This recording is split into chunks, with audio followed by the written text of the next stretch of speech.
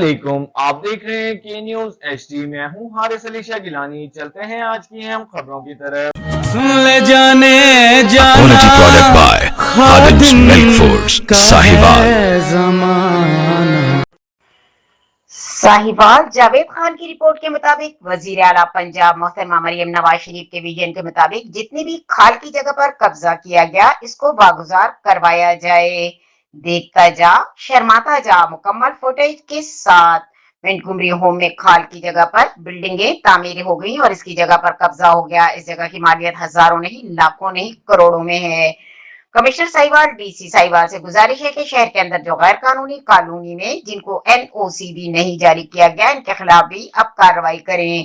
जराये से मालूम हुआ कि इसके अंदर साहिवाल के सबसे बड़े मार्की रेस्ट हाउस किसी का भी एनओसी नहीं।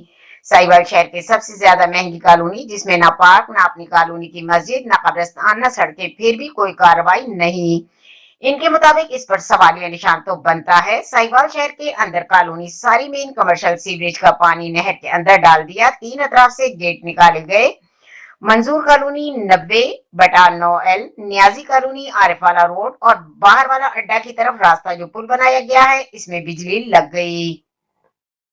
प्राइवेट हॉस्पिटल, कमर्शियल मार्केट, घर सब बनकर बिक गया। सरकारी जगह खाल पर कब्जा होकर मार्केटें बनकर वो भी बिक गई। करोड़ों रुपए का गवर्नमेंट को नुकसान हो गया, लेकिन साहिवाल की इंतजामिया अभी तक खाबे खरगोश के मजे ले रही है।